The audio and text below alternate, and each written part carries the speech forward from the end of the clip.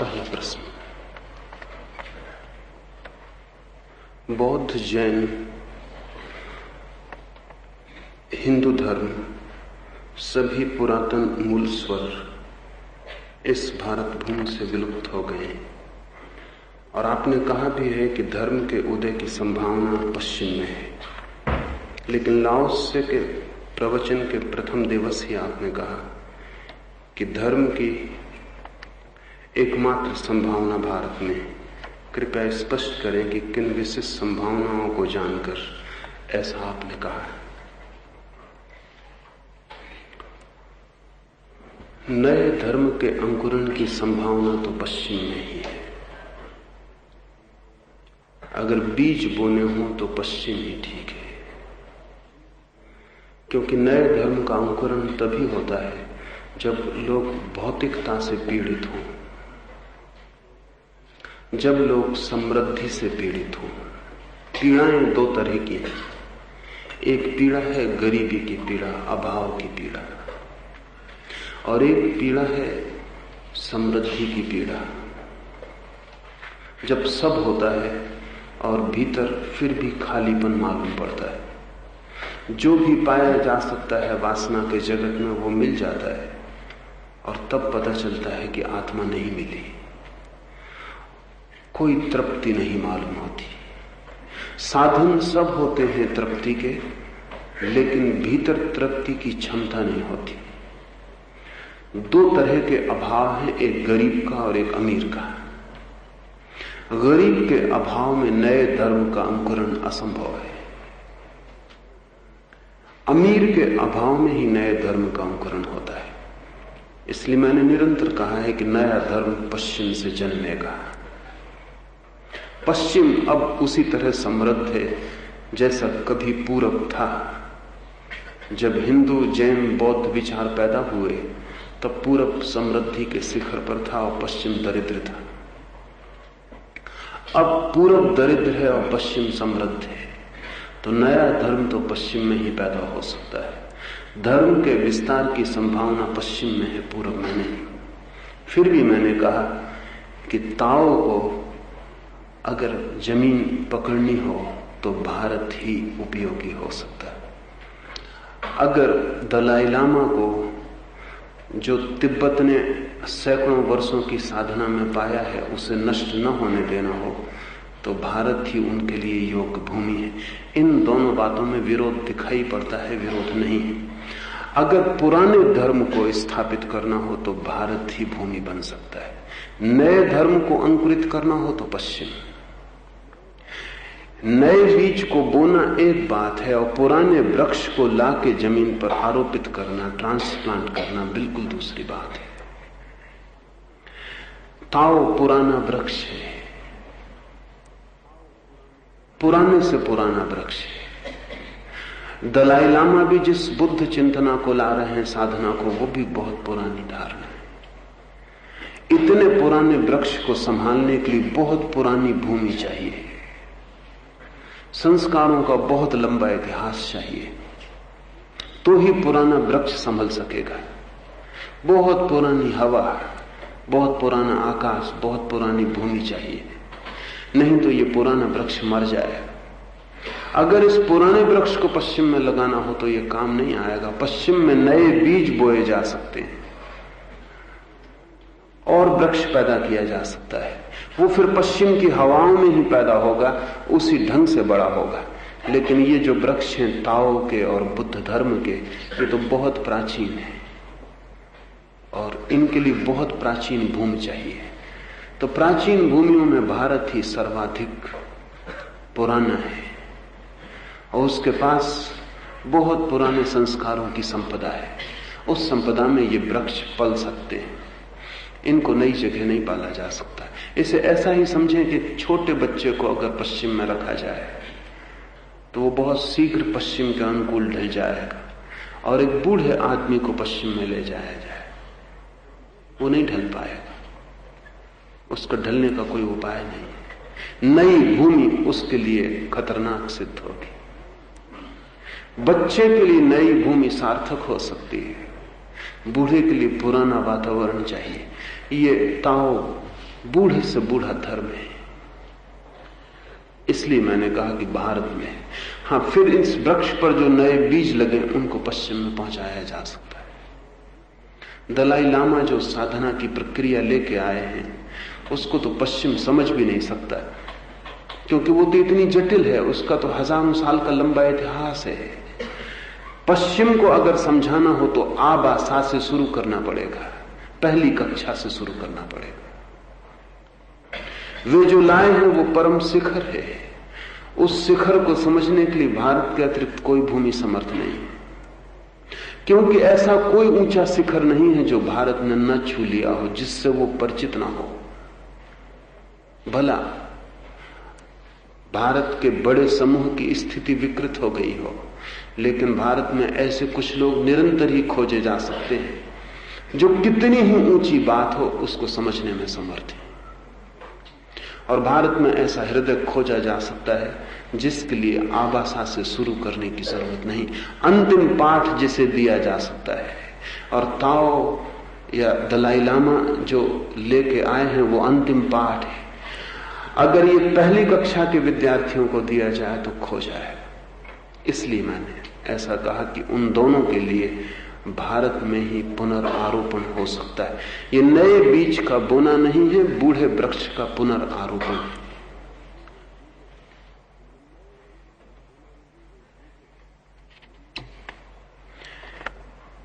एक मित्र ने पूछा है दूसरा प्रश्न कि आपने कहा कि घृणा के लिए प्रेम आवश्यक है, लेकिन कई बार किसी आदमी का परिचय हुए बिना उसे देखकर ही हमें घृणा हो जाती, उससे मिलने का, उससे बातचीत करने का जी भी नहीं चाहता। तो क्या ऐसे वक्त में प्रेम के बिना घृणा संभव नहीं है?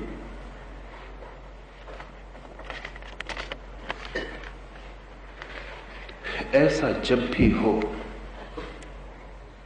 कि किसी को देखकर ही, जिससे कोई मैत्री नहीं, कोई संबंध नहीं, जिससे कोई परिचय नहीं, और घृणा पैदा हो जाए, तो इसका एक ही अर्थ होता है कि उस व्यक्ति में कुछ ऐसा है जिससे आपका परिचय है और जिससे आपको घृणा है। क्योंकि बिना परिचय के तो घृणा हो ही नहीं सकती। उस व्यक्ति में कुछ ऐसा है, उसके उठने में, उसके चलने में, उसकी आंखों में, उसके चेहरे में, उसके आसपास की हवा में, उसके व्यक्तित्व की छाप में कुछ ऐसा है जिससे आप परिचित हैं और जिससे आप प्रेम कर चुके और जिससे आप घृणा कर रहे हैं, चाहे खोजने में कठिनाई हो। क्योंकि व्यक्ति बड़ा समूह है, उसमें बहुत सी बातें हैं। अगर आप अपने पिता से घृणा करते रहे, अक्सर बेटे पिता से घृणा करते, क्योंकि एक कलह है, एक संघर्ष है जो पिता और बेटे के बीच चलता है। क्योंकि पिता बेटे के हित में ही उसको बदलने की कोशिश करता है और बेटे के अहंकार को चोट लगनी शुरू हो जाती, वो सब चोटें इकट्ठी हो जाती। इसलिए सारी दुनिया के समाज और संस्कृतियां बेटा पिता को परम आदर दे इसकी चेष्टा करते हैं। इस चेष्टा के पीछे यही राज है कि अगर इसका आयोजन न किया जाए तो बेटा पिता का अनादर ही करेगा, आदर नहीं कर सकता। तो इसका आयोजन करना पड़ता है समाज को, संस्कृति को। इसे समझ लें, हम जहां जहां बहुत चेष्टा पूर्वक आदर को निर्मित करते हैं, उसका अर्थ ही यह है कि अगर सब छोड़ दिया जाए बिना चेष्टा के तो अनादर पैदा होगा। समाज जो व्यवस्था करता है वो अकारण नहीं करता। समाज समझाता है कि भाई और बहन में किसी तरह की भी काम वासना बड़े से बड़ा पाप है। वो इसलिए समझाता है कि अगर ये न समझाया जाए तो पहले काम वासना का संबंध भाई और बहन में निर्मित हो जाएगा। उसकी प्राकृतिक संभावना है, क्योंकि पहला स्त्री पुरुष का परिचय भाई बहन में होगा। और अगर समाज इसको बहुत जोर से संस्कारित ना करे कि ये महापाप है, इससे बड़ा पाप कुछ भी नहीं, तो ये घटना घटेगी। बाप और बेटे के बीच हम आदर का भाव पैदा करवाते हैं, वो आदर का भाव हम इसलिए पैदा करवाते हैं कि इस बात की पूरी संभावना है कि अनादर पैदा हो जाए और बाप और बेटे के बीच घना संघर्ष हो जाए। तो अगर आपको अपने पिता से दबा हुआ मन में घृणा का भाव है, तो जहां जहां फादर फिगर, जहां जहां पिता की प्रतिमा दिखाई पड़ेगी, वहां आपको घृणा होगी। जो बेटा बाप से घृणा करता है वो गुरु से प्रेम नहीं कर सकता, क्योंकि गुरु पिता जैसा मालूम पड़ेगा। जो बेटा बाप से घृणा करता है वो परमात्मा से भी प्रेम नहीं कर सकता, क्योंकि परमात्मा परम पिता की अवस्था है। तो जहां जहां उसे दिखाई पड़ेगा कि पिता की झलक मिलती है, वहां घृणा खड़ी हो जाएगी। अगर कोई बेटा अपनी मां को घृणा करता है, जो कि कम घटता है, बेटियां मां को घृणा करती हैं, बेटे नहीं। बेटियां पिता को घृणा नहीं करती, और ये उचित है, क्योंकि यही प्राकृतिक है। लेकिन अगर कोई बेटा अपनी मां को घृणा करता है किन्हीं भी परिस्थितिवश कारणों से, तो फिर वो किसी स्त्री को प्रेम नहीं कर पाएगा। जहां भी स्त्री दिखाई पड़ेगी, मां की झलक मौजूद हो जाएगी। तो अगर कोई व्यक्ति किसी भी स्त्री को प्रेम नहीं कर पाता, तो उसका अर्थ है कि वो अपनी मां को प्रेम नहीं कर पाया। तो जहां स्त्री दिखाई पड़ी, वहां मां तो खड़ी हो गई। जो बेटा अपनी मां के विरोध में है, कारण कोई भी हो, वो स्त्री मात्र के विरोध में हो जाए, क्योंकि पहला परिचय स्त्री का तो मां से ही है, पहली छाप तो मां की ही पड़ेगी। तो स्त्री के संबंध में जो भी धारणाएं बनने वाली हैं, उसमें मां का जो प्रतिबिंब बना है वही हाथ बटाएगा। तो आपके मन में कई तरह के प्रतिबिंब संग्रहित हैं। एक व्यक्ति अनजान मालूम पड़ता है, लेकिन उसका कोई गुण जाना माना होगा, उस गुण के कारण तत्क्षण निर्णय हो जाता है। वो निर्णय घृणा पैदा कर देता, लेकिन घृणा बिना प्रेम के पैदा नहीं होती। उस गुण से आपके परिचय, मैत्री, प्रेम के संबंध रहे और आप उस संबंध में विफल हो गए, वो विफलता घनी हो गई। उस विफलता के कारण कहीं भी वो गुण दिखाई पड़ा कि आप फौरन चौंक जाएंगे। हम कहते हैं ना कि दूध का जला छाछ भी फूंक फूंक के पीने लगता है, क्योंकि दूध की एक झलक छाछ में भी मिलती है, कम से कम रंग। तो जो दूध से जल गया है, वो छाछ भी फूंक के ही पिएगा। वो जो जलन का अनुभव है, वो छाछ के प्रति भी भय पैदा करवा देगा। और एक कारण है जो इससे ज्यादा गहरा है, वो भी ख्याल में ले लेना चाहिए। आप उन्हीं चीजों को घृणा करते हैं, अक्सर उन्हीं गुणों को घृणा करते हैं, अक्सर दूसरों में देखकर जिन गुणों को आप अपने में घृणा करते हैं। ये थोड़ा गहरा है, पहले से भी ज्यादा इसकी गहरी परत है। जब अचानक एक आदमी को देख के आपके मन में घृणा पैदा होती है, तो आप खोजबीन करना कि कहीं ये आत्मनिंदा का हिस्सा तो नहीं, क्योंकि जो चीज आप अपने में बुरी पाते हैं वही आप दूसरे में भी बुरी पाते हैं। ये प्रोजेक्शन है। जो चीज आप अपने में चाहते हैं ना हो, वो जब आपको दूसरे में दिखाई पड़ती तो घृणा पैदा होती। इसलिए सब घृणा का विस्तार कहीं गहरे में आत्मघृणा का हिस्सा है। जैसे समझें, आप नहीं चाहते कि क्रोध करें और क्रोध होता है, और क्रोध से आपकी घृणा है। जब भी आप किसी व्यक्ति में क्रोध की झलक देखेंगे, घृणा पैदा हो जाएगी। आप नहीं चाहते चोरी करें और चोरी आप करते हैं, तो जब भी आपको कहीं चोर दिखाई पड़ेगा, तत्क्षण घृणा पैदा हो जाएगी। इसका मतलब यह होता है कि जब भी आप कहीं घृणा करते हैं, तब निश्चित रूप से आप अपने से कोई संबंध पाते हैं। उस संबंध को थोड़ा खोजना। इसलिए जो व्यक्ति अपने को बिल्कुल घृणा नहीं करता, वो किसी को भी घृणा नहीं करेगा। ये जरा समझ लेने जैसा है। इसलिए हम कहते हैं कि साधु के मन में किसी के प्रति घृणा नहीं होगी। क्योंकि अब उसके भीतर ही कुछ ऐसा हिस्सा नहीं जिससे उसकी नफरत, संघर्ष, विरोध है। उसने सब स्वीकार कर लिया, उस सबको आत्मसात कर गया है, उसने सब पी लिया, जहर, अमृत, सब। और अब उसके भीतर घृणा का कोई बिंदु नहीं है। इसलिए एक बहुत अनूठी घटना घटती है। समझ लें कि यहां कोई व्यक्ति एक ऐसा कृत्य कर दे जो आपको पसंद नहीं है। समझ लें कि एक चोर यहां पकड़ जाए, तो आप में जो सबसे ज्यादा चोर हैं वो उसकी पिटाई शुरू कर देंगे।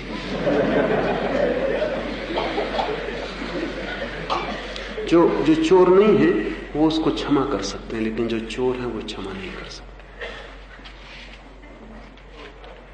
जिसको वे अपने में क्षमा नहीं कर पाए हैं वे दूसरे में क्षमा नहीं कर सकते, और जिसका अपराध भाव उनके ऊपर भारी है वो दूसरे पे उसे निकाल लेंगे।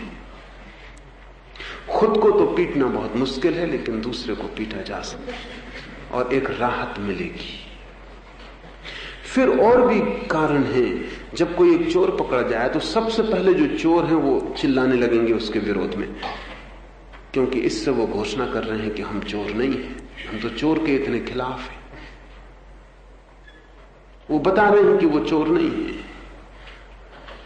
क्योंकि अगर वो चुपचाप खड़े रहें तो उन्हें खुद भी डर है कि कोई ये ना समझे कि ये भी चोर के समर्थन में। इसलिए एक बहुत अनूठी घटना समाज में घटती रहती है। जब भी बुराई के विपरीत कुछ लोग खड़े होकर लड़ने लगते हैं तो उनमें अक्सर वही लोग होते हैं जो बुराई को करने वाले। भले आदमी को ना तो अपराध का भाव होता है, न ये डर होता है कि मैं पकड़ा जाऊंगा, कि कोई क्या कहेगा कि तुम चुप खड़े हो। जबकि चोर पीटा जा रहा है तब तुम चुप क्यों खड़े हो? क्या मतलब? क्या तुम चोर के समर्थन में हो? क्या तुम चाहते हो कि चोरी हो? आप अपने में जांच करना इसकी कि जब आप किसी चीज के विरोध में बहुत जोर से लड़ने को खड़े हो जाते हैं तब आप भीतर खोजबीन करना कि वो दुर्गुण कहीं आपका हिस्सा तो नहीं। अगर वो आपका हिस्सा नहीं तो इतना जोश आ ही नहीं सकता आपको, इतने जोश का कोई कारण ही नहीं है। जो बुराई आपकी नहीं है, जो दुर्गुण आपका नहीं, उसमें इतना जोश खरोश का कोई कारण नहीं, वो आपके भीतर दबा हुआ पड़ा है। तो जब आप दूसरे व्यक्ति में कभी देखते हैं अचानक कि आप में घृणा का भाव पैदा हो रहा, तो उसकी तो फिक्र छोड़ देना, आप थोड़ी अपनी फिक्र करना, आत्मविश्लेषण करना कि ऐसा क्यों हो रहा है।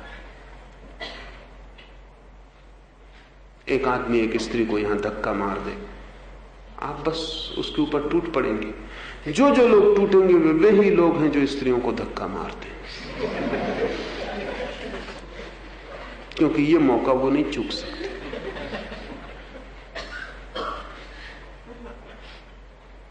ये अवसर वो नहीं चूक सकते। स्त्रियों के प्रति सद्भाव दिखाने का इससे अच्छा अवसर उनको कभी नहीं मिलेगा।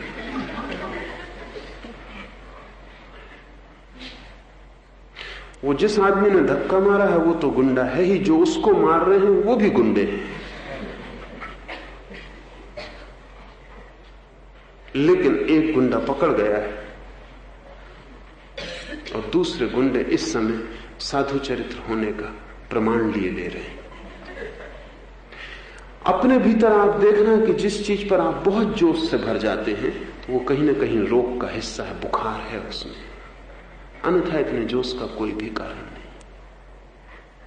तो दूसरे के प्रति घृणा में भी आपके भीतर के कुछ संबंध जुड़े हैं। असल में हम दूसरे के प्रति जो भी करते हैं उसमें हम कुछ अपने प्रति करते ही हैं।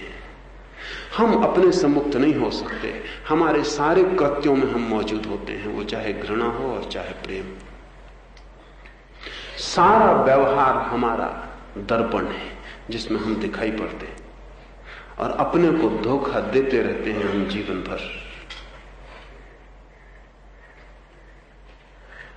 अगर ठीक से आप अपने भीतर का परीक्षण करेंगे तो बहुत ही हैरान हो जाएंगे, और तब हर व्यवहार आपको जीवन क्रांति के लिए इशारा करेगा। एक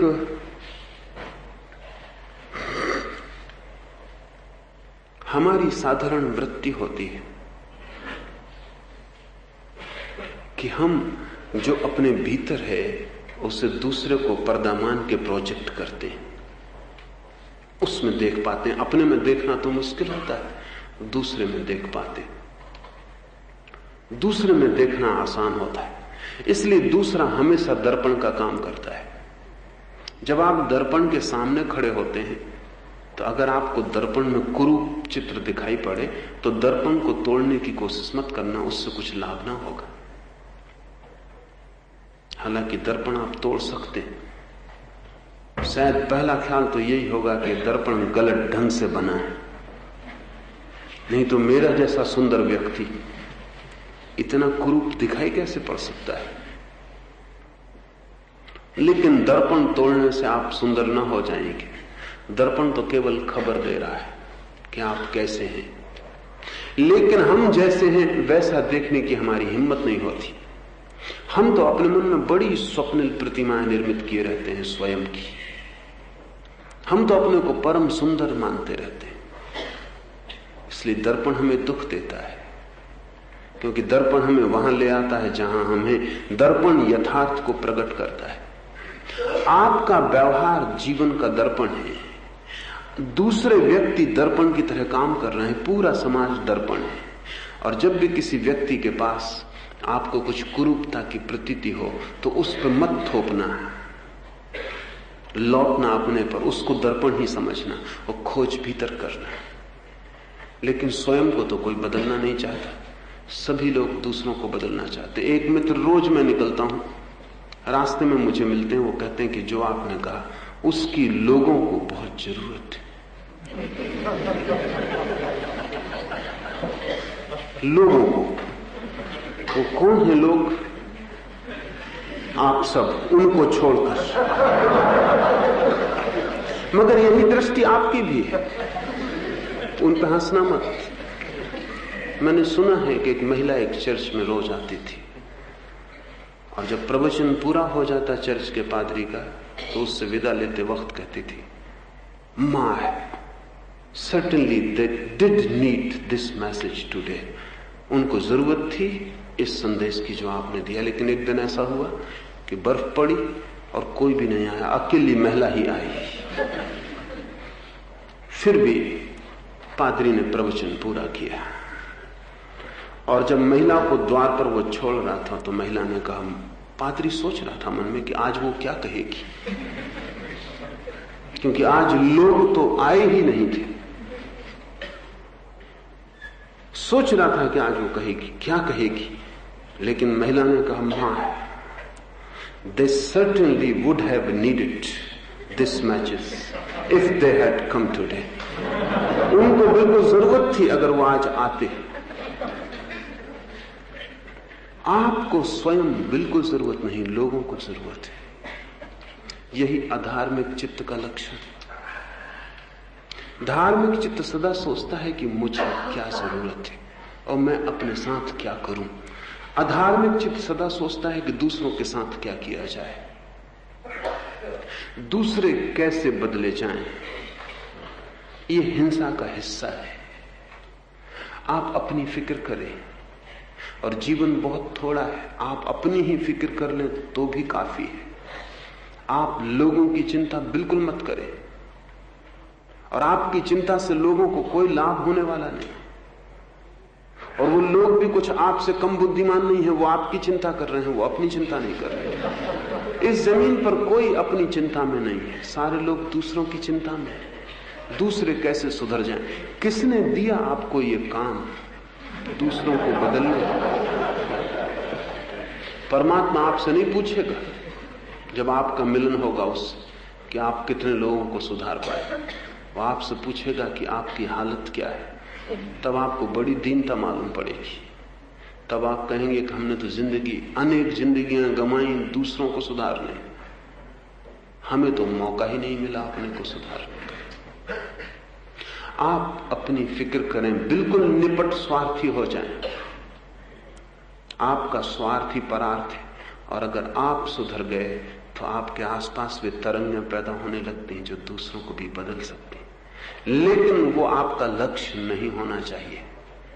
आपका लक्ष्य होना चाहिए कि मैं आनंदित हो जाऊं, यही मेरा काम है इस जीवन में कि मैं आनंदित हो जाऊं। आप आनंदित हो जाएं तो आपके पास आनंद की वर्षा होने लगेगी। आपसे अनजाने वे तरंगें छूटने लगेंगी जो दूसरों के हृदयों को भी छू सकती हैं, पर वो आपकी चिंता की जरूरत नहीं है। छुएं न छुएं, आप सुगंधित हो, वो सुगंध किन्हीं नासापुटों में जाए न जाए वो प्रयोजन नहीं है। अगर प्रत्येक व्यक्ति निपट स्वार्थी हो जाए तो इस जगत में दुख खोजना मुश्किल हो, लेकिन प्रत्येक व्यक्ति परार्थी, और प्रत्येक व्यक्ति सोच रहा है कि धर्म का अर्थ ही है कि दूसरे को कैसे। एक मित्र ने पूछा है कि विवेकानंद ने कहा है कि वस्तुतः जीवित वे ही हैं जो दूसरों के लिए जी रहे हैं, जो अपने लिए जी रहे हैं वो तो मुर्दा है।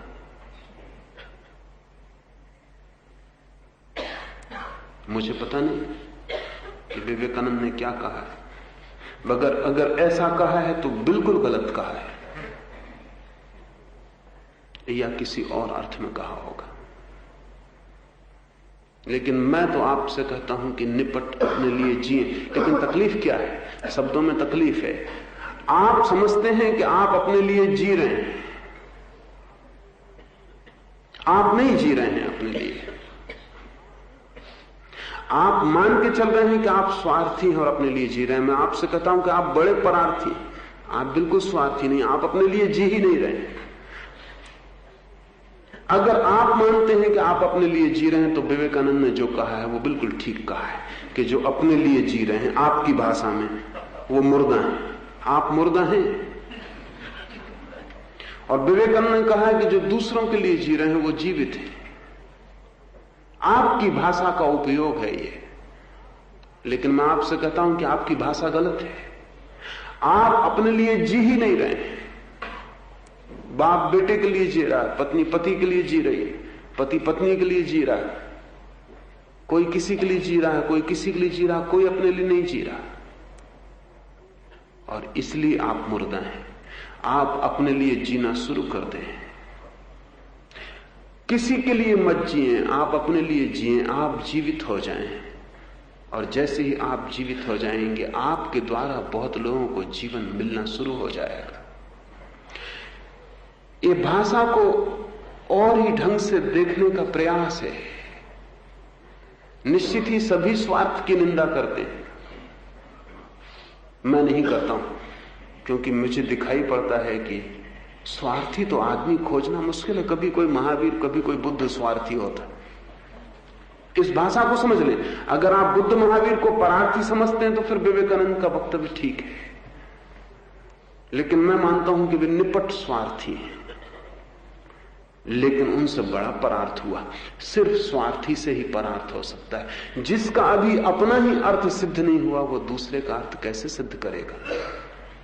अपना ही दिया बुझा हुआ है और आप दूसरों में ज्योति जलाने चले बुझे दिए को लेकर।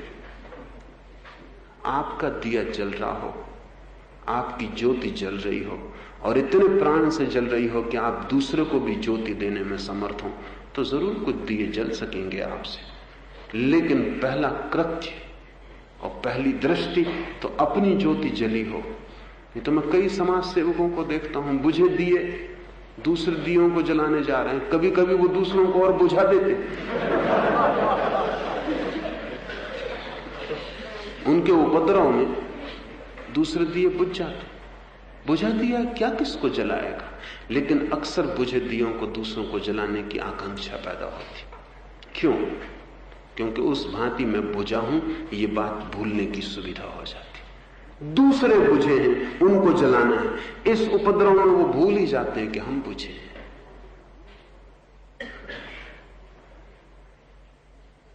स्वयं के प्रति पहला प्रयोग दूसरा गौण है। और जब मैं ये आपसे कह रहा हूं तो ये मैं दूसरे से भी कह रहा हूं। अगर प्रत्येक व्यक्ति अपनी चिंता कर ले तो इस पृथ्वी पर चिंता का कोई कारण नहीं। फिर कौन चिंता को बसता है? अगर प्रत्येक अपने हित को साध ले तो अहित की क्या जगह है? फिर कौन बचता है? इसे हम ऐसा समझें कि यहां प्रत्येक व्यक्ति कोशिश कर रहा हो कि दूसरा स्वस्थ हो और खुद बीमार रहे, तो पूरी पृथ्वी बीमार हो जाएगी। यहां प्रत्येक व्यक्ति सोचे कि दूसरे को ज्ञान मिल जाए, मेरा अज्ञानी होना चल जाएगा, ये पूरी पृथ्वी अज्ञानी हो जाएगी। क्योंकि आप अपने साथ कुछ कर सकते हैं, क्योंकि वो निकटतम चेतना है आपके। अगर वहां कुछ नहीं हो रहा है तो दूसरे की चेतना बहुत दूर है, वहां आप कुछ भी ना कर सकेंगे। और भीतर आपके कुछ हो जाए तो उस होने में ही इतनी बड़ी ऊर्जा, इतनी बड़ी शक्ति पैदा होती है कि उसके परिणाम दूसरों में भी झलकने शुरू हो जाते। इसलिए ताओ कहता है, ताओ विचार की जो मूल भित्ति है वो ये है कि आप अगर ठीक हो गए तो आप एक ठीक समाज और ठीक जगत की भित्ति बन जाते। सारा ध्यान अपने पर लगा लें। इस सुन के ऐसा लगता है कि मैं शायद आपको परार्थ से वंचित कर रहा हूं, परोपकार से हटा रहा हूं, सेवा के मार्ग से च्युत कर रहा हूं, लेकिन आप सेवा के मार्ग पर न हैं, न हो सकते हैं। ना आप परोपकार कर सकते हैं, ना करने का उपाय है। आप है ही नहीं अभी जिससे परोपकार हो सके। जिस चेतना से परोपकार हो सकता है वो आपके भीतर मौजूद नहीं है। तो आपका परोपकार सिर्फ उपद्रव कर सकता है, मिसचीफ कर सकता है। आप किसी की गर्दन दबा सकते हैं परोपकार के नाम पर, और आप सेवा के नाम पर किसी की छाती पर बैठ सकते हैं। सेवकों को देखें, वो पैर से शुरू करते हैं दबाना और फिर गर्दन दबाते हैं, क्योंकि अंतिम लक्ष्य तो गर्दन दबाना ही, लेकिन पैर से शुरू करना हमेशा सुगम होता है। और आप भी शांति से लेट जाते हैं, सेवक है पैर दबा रहा है। और जब सेवक गर्दन दबाता तब आप परेशान होते, तब आप कहते हैं कि क्या कर रहे हो, लेकिन कोई पैर दबाना नहीं चाहता, गर्दन ही दबाना चाहते, लेकिन पैर से शुरू करना पड़ता है। वो ठीक विधि है, इसलिए सेवक आखिर में मालिक बन जाते हैं। देखिए हिंदुस्तान में जिन जिन ने स्वतंत्रता के दिनों में सेवा की, सब अब छाती पे बैठे। अब वो कहते हैं कि हमने सेवा की थी, हम राष्ट्र की आजादी के लिए लड़े। किसने तुमको कहा? अब वो बदला मांगते, कहते हैं बदला चाहिए, प्रतिफल चाहिए, पुरस्कार चाहिए। लेकिन जब उन्होंने शुरू किया था तब उन्होंने पैर दाबने से शुरू किया था। अब वो मुल्क की गर्दन को पकड़े हुए। ध्यान रखिए, आपके गहरे मन में सेवा तो पैदा हो ही नहीं सकती जब तक अहंकार है। जिस दिन अहंकार नहीं होगा उस दिन आप जो भी करेंगे वो सेवा होगी। सेवा करनी नहीं पड़ेगी, आपका सब करना सेवा बन जाएगा। पहले स्वयं को बदल लें और आप एक बदलने वाली दुनिया के केंद्र बन जाते हैं।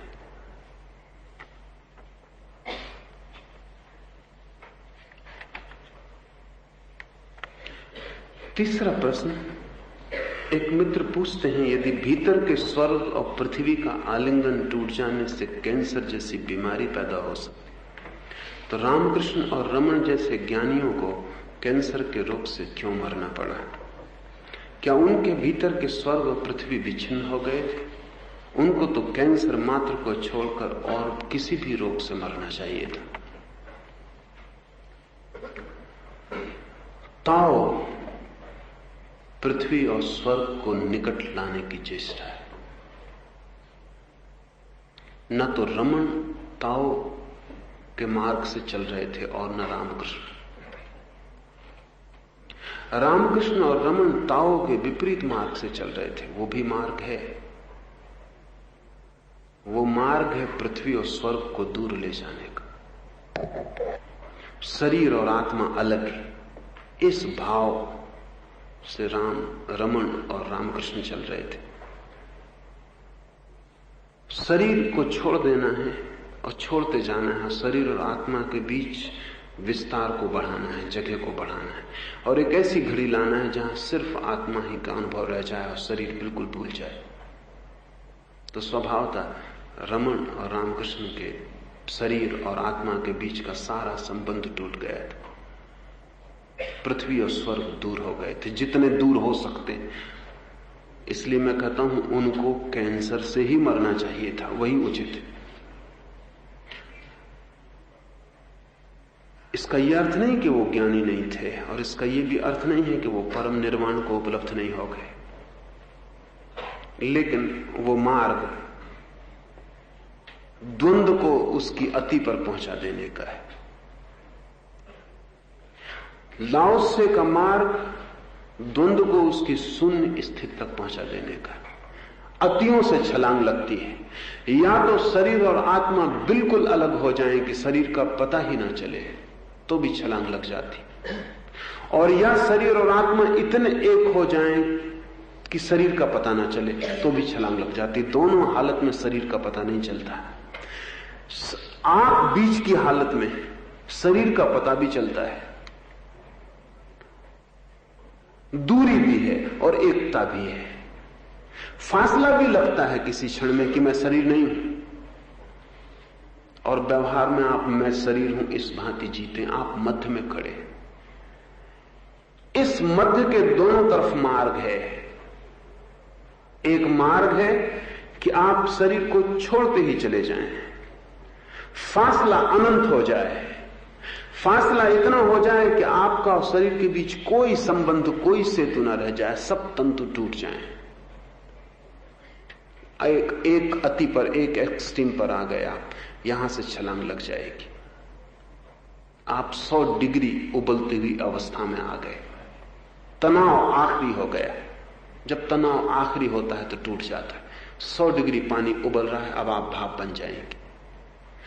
लाओ त्से का मार्ग बिल्कुल विपरीत है। वो कहता है कि और करीब आ जाओ, और करीब आ जाओ।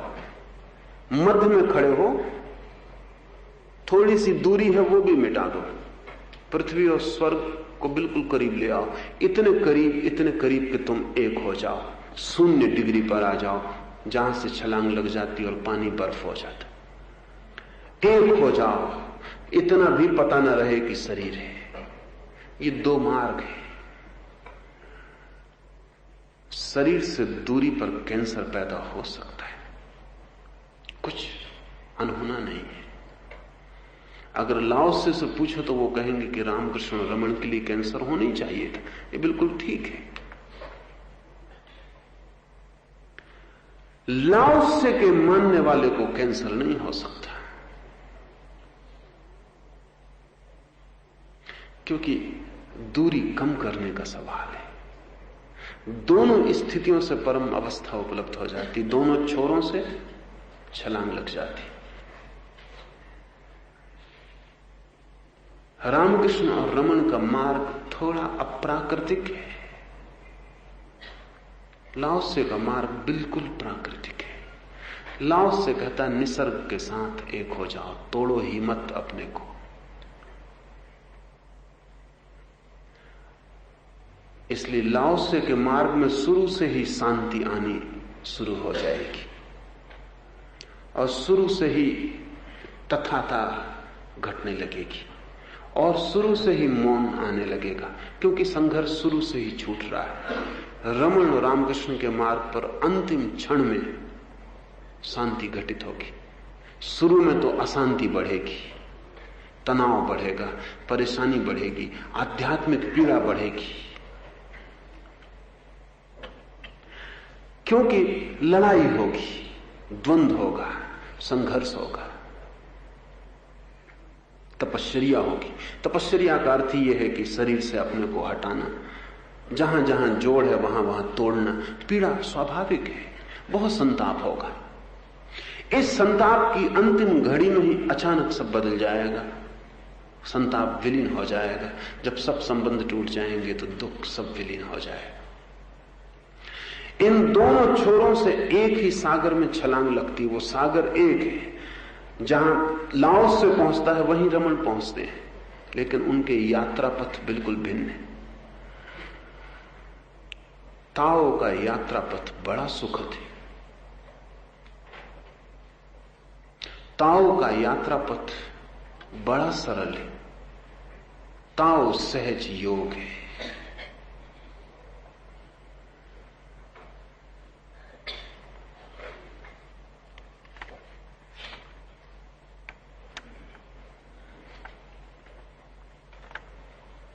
एक मित्र ने पूछा है कि ताओ के सहज स्वभाव के अनुकूल जीवन के साथ भौतिक सभ्यता के विकास का क्या तालमेल रहेगा।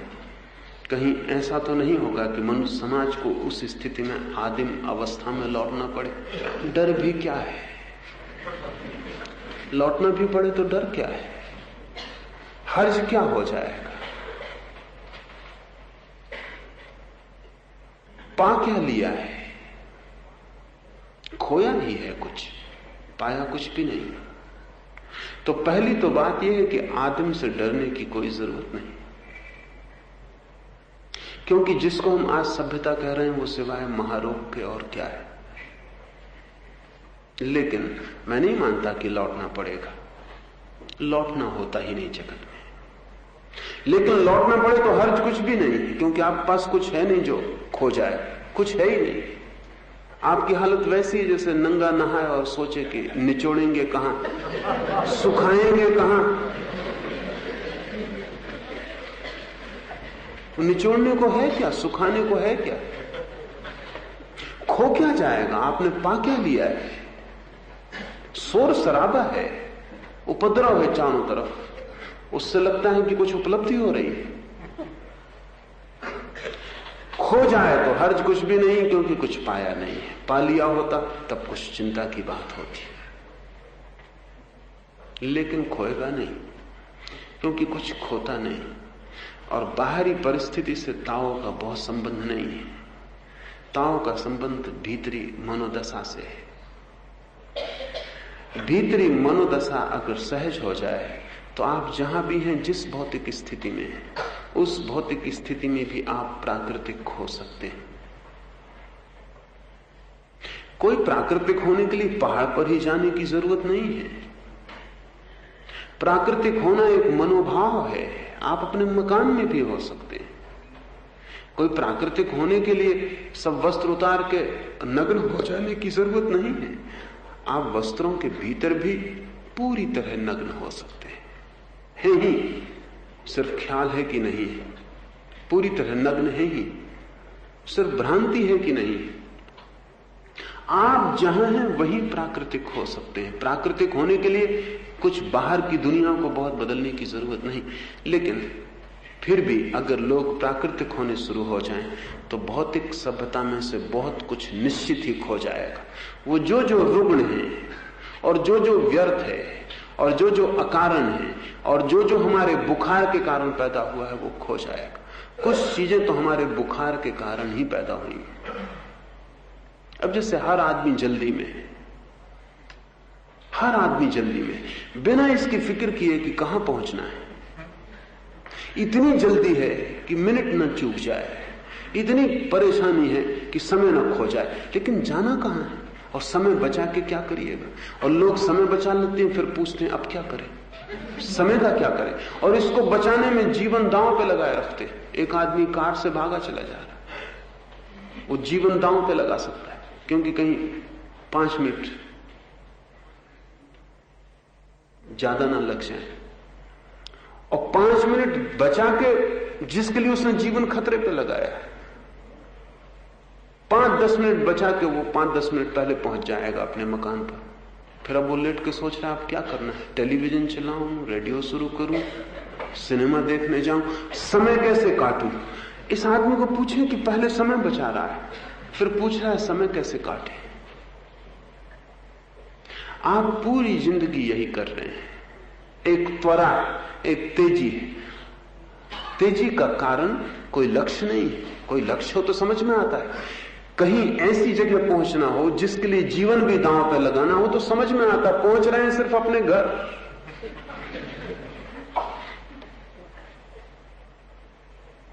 जहां पहुंचने की कोई इच्छा भी नहीं है।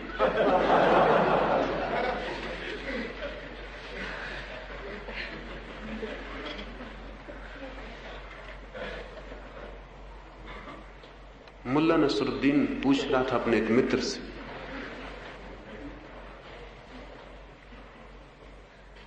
कि तू रात इतनी देर तक मधुशाला में रुक के शराब क्यों पीता रहता? क्या पत्नी बहुत कलह करने वाली है? क्या घर जाने से डरता है? भयभीत है? उस आदमी ने कहा मैं तो अविवाहित हूं। तो मुल्ला ने कहा फिर पागल, शराब पीने की क्या जरूरत है और यहां इतनी देर बैठने की क्या जरूरत है? हम तो विवाहित होने की वजह से यहां बैठे रहते और इतना पी लेते हैं, जब अपना होश ही नहीं रहता तो क्या गुजरती घर जाके। जिस घर से आप भागते हैं सुबह तेजी से, उसी घर की तरफ तेजी से शाम को भागते हुए आते हैं। शायद आप तेजी का कुछ कारण और है। जहां आप पहुंचना चाहते हैं वहां पहुंचने की कोई इच्छा नहीं, लेकिन तेजी की कोई और मनोवैज्ञानिक व्यवस्था होगी भीतर। असल में जितनी आप तेजी में होते हैं उतना स्वयं को भूलना आसान होता है। जितने धीमे चलते हैं उतने स्वयं की याद आती। जितने आहिस्ता चलते हैं उतना खुद का पता चलता है कि मैं हूं और जिंदगी व्यर्थ जा रही। तेजी में होते हैं धुआंधार, कुछ पता नहीं चलता। तेजी एक शराब है।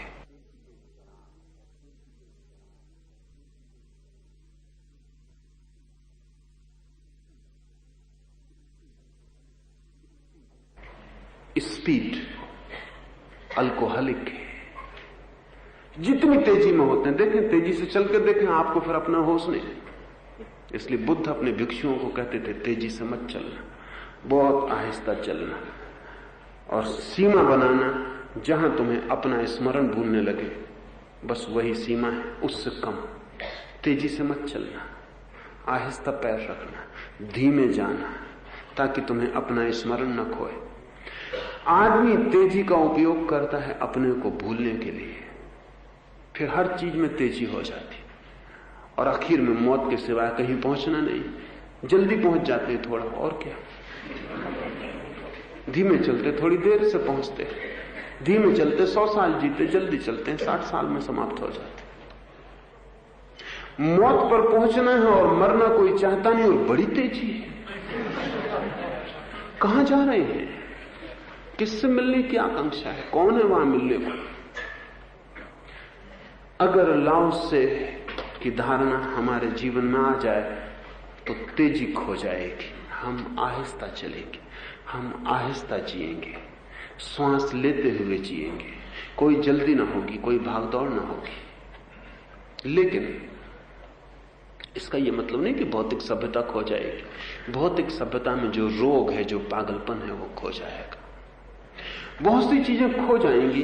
जैसे एक आदमी धन इकट्ठा करता जाता है, वो सोचता है कि भोगेंगे, कभी भोगेंगे, अभी है ही कहां जो भोगे। इकट्ठा करो, इकट्ठा करो। वो इकट्ठा करते करते मर जाता है, क्योंकि धन कभी इतना नहीं होता कि इकट्ठा करने वाले को लगे कि पर्याप्त हो गए। पर्याप्त धन किसी के पास होता ही नहीं, और रॉकफेलर के पास भी नहीं होता, मॉर्गन के पास भी नहीं होता, कार्नेगी के पास भी नहीं होता। पर्याप्त धन किसी के पास होता ही नहीं, क्योंकि धन की यह व्यवस्था है कि वो जितना भी हो अपर्याप्त मालूम होता है। क्योंकि वासना से तुलना करते हैं हम धन की। वासना अंतहीन है, अनंत है। ब्रह्म के अनंत होने का हमें कोई पता नहीं, लेकिन वासना के अनंत होने का प्रत्येक को पता है। वासना अनंत है, और वासना के मुकाबले धन हमेशा छोटा पड़ता है, कितना ही हो। कार्नेगी 10 अरब रुपया छोड़ के मरा।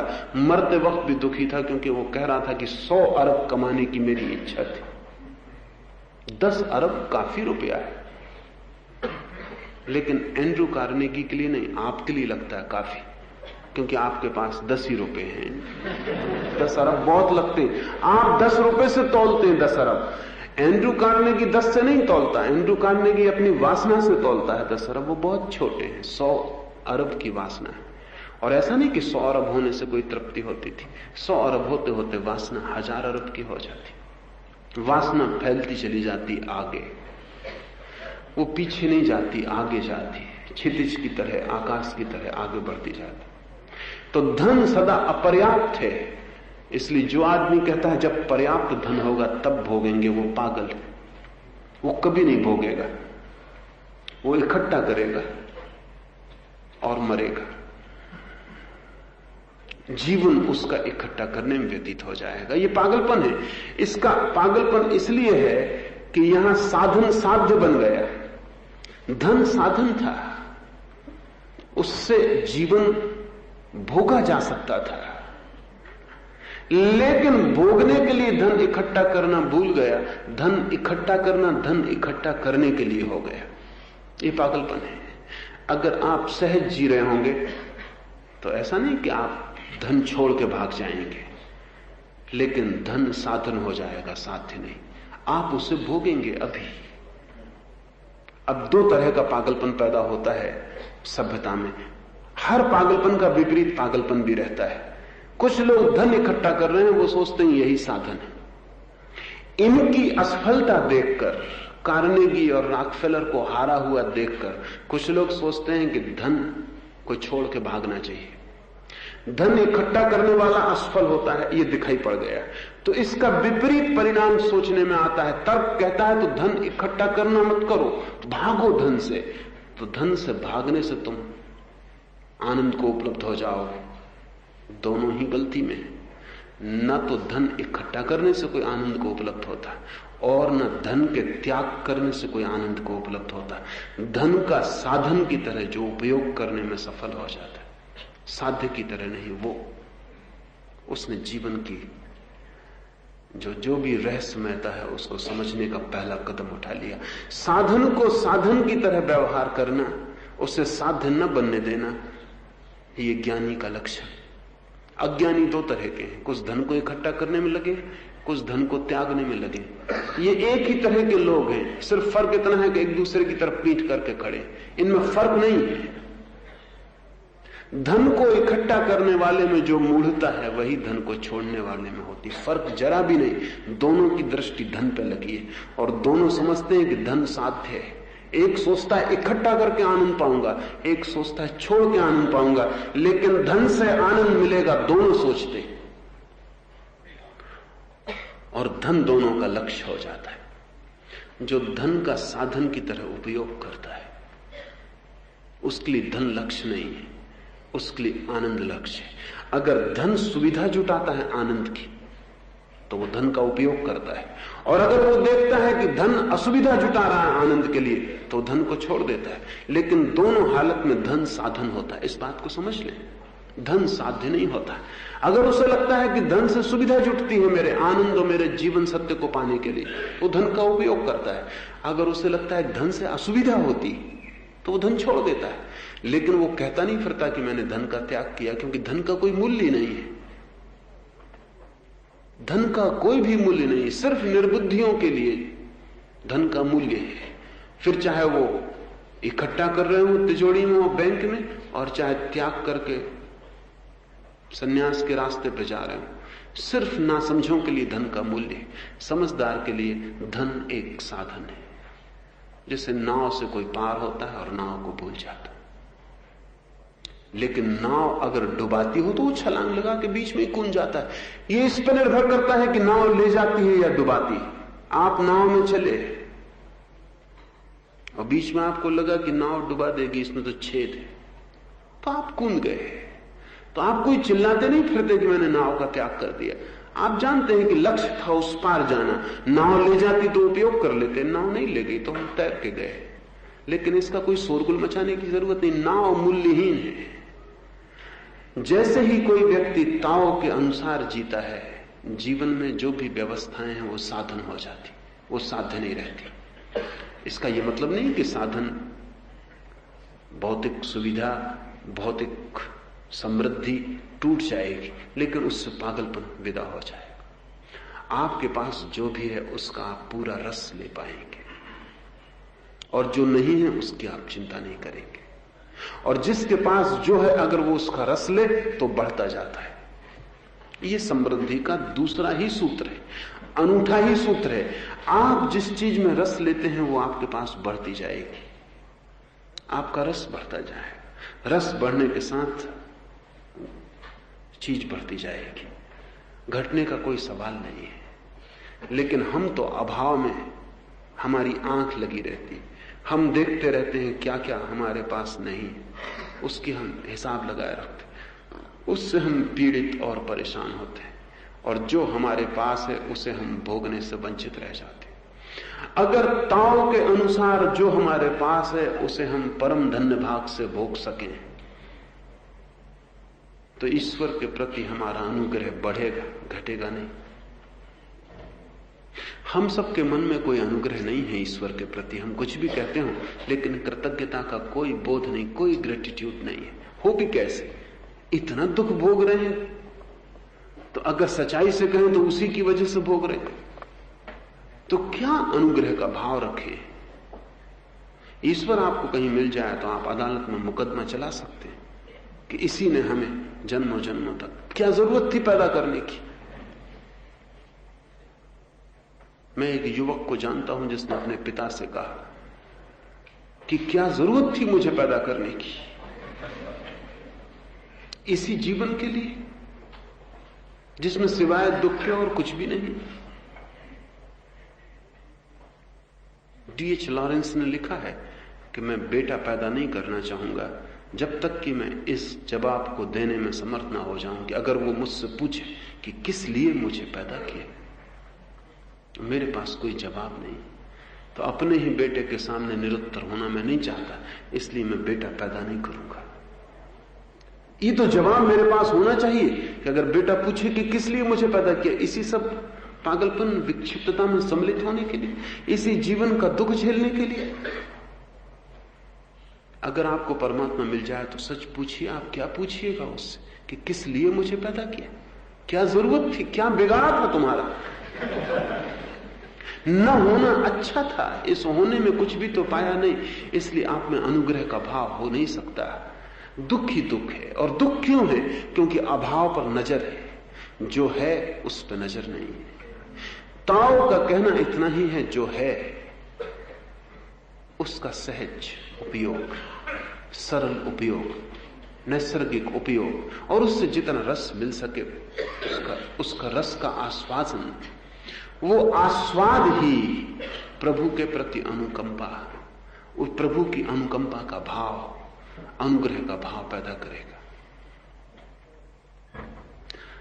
डर बिल्कुल मत रखें कि आदिम अवस्था में लौटना पड़ेगा, लौट जाएं तो हर्ज कुछ भी नहीं, लौटेंगे नहीं, स्वस्थ अवस्था में जरूर लौट जाएंगे। ये जो अवस्था है अस्वस्थ है, ये सभ्यता अस्वस्थ है। स्वस्थ हो सकती है सभ्यता अगर हमारे सभ्यता के आधार बुनियादी नैसर्गिक हो जाए। अभी सब अप्राकृतिक है। अभी एक बच्चा आपके घर में पैदा होता तो आप उसको अप्राकृतिक होना सिखाना शुरू कर देते। आप उसमें क्या पैदा करते हैं? महत्वाकांक्षा पैदा करते। आप कहते हैं कि देखो पड़ोसियों के बेटे आगे निकले जा रहे हैं, कुल का नाम रखना, किसके घर पैदा हुए हो इसका ध्यान रखना, इन सबको मात करना। चाहे आप प्रगट ऐसा ना कहते हो, लेकिन आपकी सारी आयोजना ये कि इन सबको मात करना। और जब आपका बेटा नंबर 1 आ जाएगा स्कूल में, तब आप खुश हैं, आपकी छाती फूली नहीं समाती। आपने क्या सिखाया लड़के को? कि दूसरों को मात करके आगे निकलना है, पंक्ति में आगे खड़ा होना है। फिर एन केन प्रकार जैसे भी इससे बनेगा, ये पंक्ति में आगे आएगा, धक्का मुक्की दे, उपद्रव करे, चोरी करे, बेईमानी करे, नकल करे, कुछ भी करे, लेकिन नंबर 1। और हर एक जानता है कि अगर आप नंबर 1 हो गए तो नंबर 1 होने में जो जो आपने उपद्रव किए वो सब क्षमा हो जाते। नहीं हो पाए तो दिक्कत में पड़ोगे। ध्यान रखना, एक आदमी राजनीति में चलता है नंबर 1 होने की कोशिश में, अगर हो जाए तो सब पाप क्षमा हो जाते। फिर कोई बात ही नहीं करता कि उसने क्या क्या किया, और कैसे वो प्रधानमंत्री हुआ, उसकी कोई बात ही नहीं करता। ना हो पाए तो दुनिया कहती है देखो बेईमान था, असफल हुआ। यहां लोग कहते हैं कि जो असफल हो जाए वो बेईमान है, जो सफल हो जाए वो ईमानदार है। यहां लोग कहते हैं कि सत्यमेव जयते, वो सत्य सदा जीतता। हालत उल्टी है, जो जीत जाता उसको हम समझते हैं सत्य होना चाहिए, तभी तो जीत गए। जो हार जाता हम समझते हैं असत्य होना चाहिए, नहीं तो सत्यमेव जयते। हारे क्यों? सब सत्य हो जाता है जब आप जीत जाते हैं। जीत सभी चीज को सत्य की रौनक दे जाती है। तो फिर जीतो किसी भी तरह, एक ही लक्ष्य है कि आगे नंबर 1 खड़े हो जाओ, सब पाप क्षमा हो जाएंगे। बच्चे को आप यही दौड़ सिखा रहे हैं, फीवर पैदा कर रहे हैं, पागलपन पैदा कर रहे हैं। ये दौड़ेगा दौड़ेगा और जिंदगी भर दौड़ता रहेगा नंबर 1 होने की कोशिश, और कभी नंबर 1 वस्तुतः कोई भी हो नहीं पाता, क्योंकि यहां गोला है, वर्तुल है जिसमें हम दौड़ रहे हैं। यहां राष्ट्रपति भी नंबर 1 नहीं है, प्रधानमंत्री भी नंबर 1 नहीं है। यहां कोई नंबर 1 कभी होता ही नहीं, क्योंकि हम एक गोल घेरे में दौड़ रहे हैं। कोई ना कोई आगे होता है, किसी न किसी कारण आगे होता है। आप प्रधानमंत्री हो गए तो भी कोई फर्क नहीं पड़ता। आपका नौकर है, ड्राइवर है, वो आपसे ज्यादा स्वस्थ होता है, उसकी मसल देख कर तबीयत मचल जाती है कि नंबर 1। कम से कम मसल के मामले में तो आप देखें अपने राजनीतिक को, तो उसको बेचारे को ड्राइवर को देख के लगता है, वो भी डरता है कि उसकी पत्नी कहीं ड्राइवर में उत्सुक ना हो जाए, डरा हुआ है। सभी सम्राट अपने हरम के आगे नपुंसकों की भीड़ इकट्ठी करके रखते थे कि कहीं कोई पुरुष उनकी पत्नियों को देख ना ले, उनकी पत्नियां किसी पुरुष को ना देख ले, क्योंकि सम्राटों के पास शरीर तो रह नहीं जाता था। कोई शरीर का तो बल नहीं था, कोई प्रेम का आकर्षण नहीं था जिसकी वजह से कोई 500 रानियां उनके पास रुकी रहे, तो उनको रोकने का उपाय करना पड़ता, क्योंकि वो किसी भी पुरुष में उत्सुक हो सकती है। अब उस सम्राट की दीनता आप समझें, जिसको अपनी पत्नी से डर है कि वो किसी भी पुरुष में उत्सुक हो सकती, हालांकि वो नंबर 1 खड़ा है।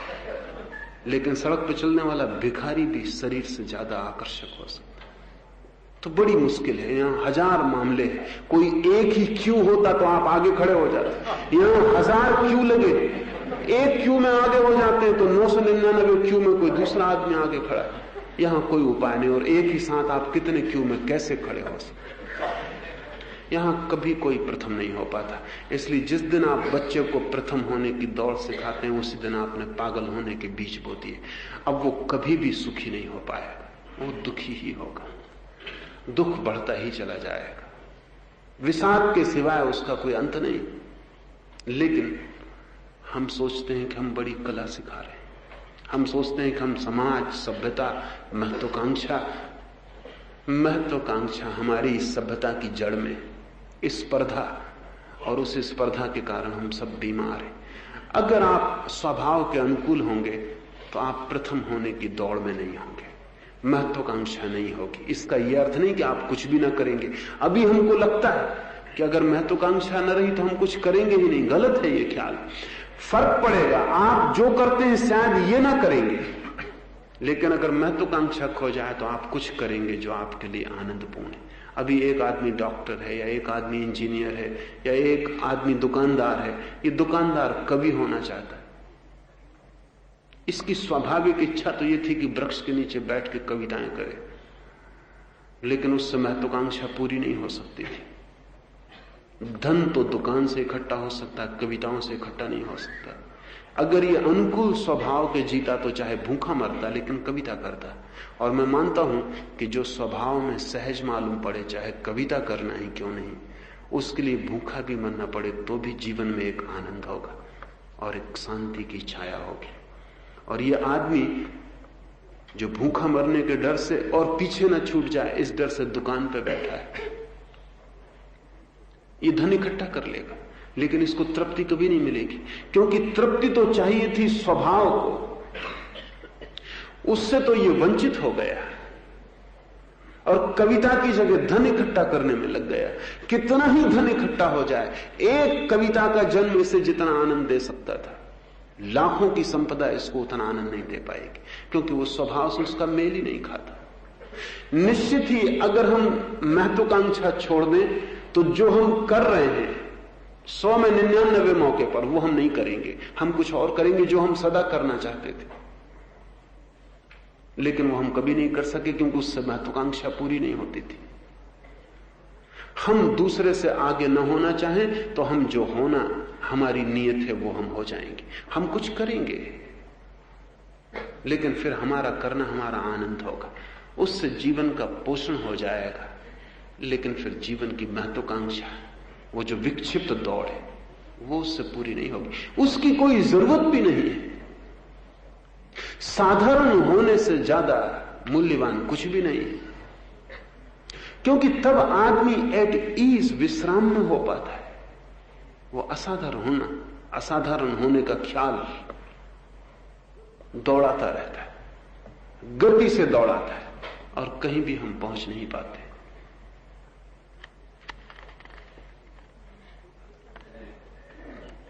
एक मित्र ने पूछा है, अपनी यथार्थ स्थिति की छोटी सी झलक भी बहुत ग्लानि और पीड़ा से भर देती है, और कई बार अपने मन के भीतर से अच्छे मित्र और परम हितैषी के प्रति भी अकारण ईर्षा, द्वेष और हिंसा के भाव उठते देखकर मेरे जी में आया है कि ऐसा जीवन जीने से तो मर जाना बेहतर है। और तब दोबारा उस अंध कुएं में झांकने की हिम्मत नहीं होती, और लगता है कि जीने के लिए कुछ अयथार्थ, कुछ पर्दापोशी, कुछ भ्रम अनिवार्य है शायद। इस हालत में बता अपनी समस्त यथार्थ स्थिति का उसके पूरे दिगंबरत्व में सामना या साक्षात्कार कैसे करूं? होगा जब झांकेंगे तो बहुत पीड़ा होगी, लेकिन झांकना पड़ेगा और पीड़ा झेलनी पड़ेगी, क्योंकि पीड़ा को झेलने से ही उससे छुटकारा है। उससे आंख चुराने से कुछ भी ना होगा, और हमारे सब भ्रम आंख चुराने के उपाय, सब भ्रम तोड़ने ही होंगे, क्योंकि सत्य के अतिरिक्त कोई मुक्ति नहीं है। सत्य चाहे कितना ही पीड़ादायी क्यों ना हो, और ध्यान रखें कि सत्य पहले पीड़ादायी होगा, क्योंकि असत्य के साथ हमने सुख के झूठे भ्रम बना रखे, और जब सत्य की पहली किरण उतरेगी तो असत्य का अंधेरा टूटेगा, बहुत पीड़ा होगी, क्योंकि हमारा सब अतीत व्यर्थ हो जाए, हमारी सब कमाई झूठी सिद्ध होगी। हमने जो भी अर्जित किया है वो धूल से ज्यादा उसका मूल्य नहीं है, वहां कोई सोने के कण नहीं। ये जिस दिन दिखाई पड़ेगा तो पीड़ा तो होगी, लेकिन इस पीड़ा को झेलना ही पड़ेगा, क्योंकि इस पीड़ा के बाद ही आनंद की संभावना है। तो सत्य के दो परिणाम हैं। अक्सर लोग सोचते हैं कि सत्य से आनंद ही आनंद मिलेगा, गलत सोचते हैं। पहले तो बहुत पीड़ा मिलेगी, और जो पीड़ा से गुजरने को राजी है वो सत्य के दूसरे पहलू से परिचित होगा, वो आनंद का है, लेकिन मार्ग तो पीड़ा का होगा, क्योंकि झूठ हमने सजाया है, वो टूटेगा। हमारे सपने इंद्रधनुषी हैं, उनमें कोई जान नहीं है, जरा सी चीज उन्हें तोड़ देगी। बिल्कुल कागज की नाव है, कहीं भी डुबा देगी। अब जो आदमी कागज की नाव में यात्रा कर रहा है, अगर आप उससे कहें कि नीचे देखो, कागज की नाव है, मरोगे, इससे तो उसी किनारे पर रहते तो बेहतर था, या पहले से ही तय करके चलते कि डूबने का डर है तो तैरना सीख ले। इस नाव में बैठ के तो उपद्रव है, ये कागज की नाव डूबेगी। वो आदमी कहेगा कि इसकी मुझे याद मत दिलाओ, क्योंकि जब तक नहीं डूबी है तब तक तो कम से कम मैं सुख में हूं, जब डूबेगी तब देखेंगे। और ऐसा भी क्या है, कागज की नाव भी पार हो सकती है, और फिर सभी तो कागज की नाव में चल रहे हैं, डर भी क्या है। और कोई तो अपनी नाव नहीं देखता, सब आगे लक्ष्य देखते हैं, वो किनारा, दूर का किनारा, उसका सुहावना सपना देखते हैं, नीचे कागज की नाव है। इसलिए जो भी याद दिलाएगा वो दुश्मन मालूम पड़ेगा, लगेगा कि ये मित्र नहीं है, क्योंकि पीड़ा होगी, भय पकड़ेगा। लेकिन मैं मानता हूं कि पीड़ा हो, भय पकड़े, हर्ज नहीं, क्योंकि कागज की नाव डुबाएगी, वो दूसरे किनारे तक ले जाने वाली नहीं। और दूसरे किनारे पर जो आपकी आंखें लगी हैं वो सिर्फ नाव को बुलाने के लिए लगी। पीड़ा है स्वयं को देखने में, क्योंकि बहुत घृणित सब कुछ वहां इकट्ठा है, लेकिन वो आपने ही इकट्ठा किया है। और जितने जल्दी देखना शुरू कर दें उतना ही लाभ है, क्योंकि देखने के बाद फिर आप इकट्ठा करना बंद कर देंगे। एक बात, क्योंकि इस कचरे को कौन इकट्ठा करेगा।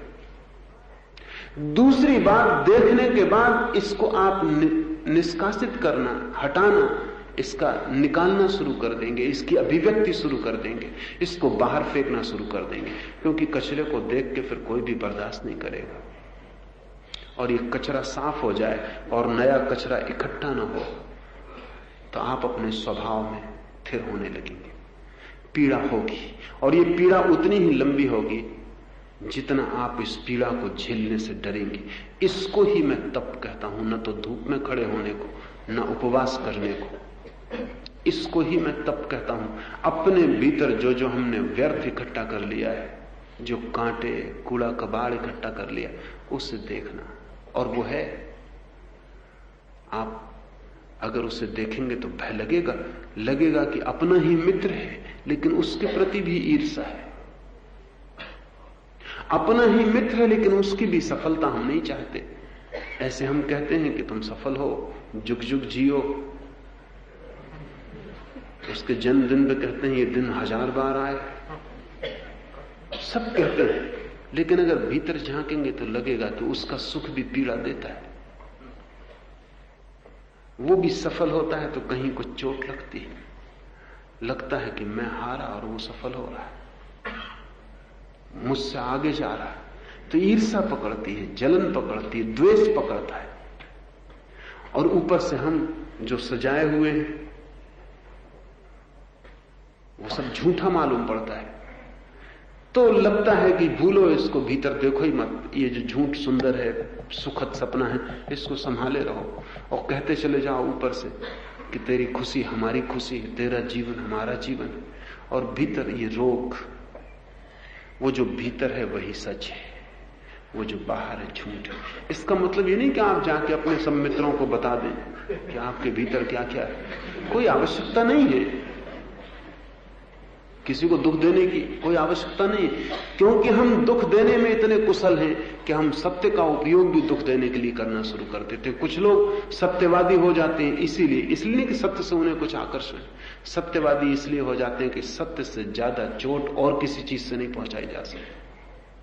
कुछ लोग कहते हैं भाई हम तो स्पष्ट वक्ता है। स्पष्ट वक्ता वगैरह कुछ नहीं होते, लेकिन वो जानते हैं कि इससे ज्यादा गाली और कोई नहीं होता।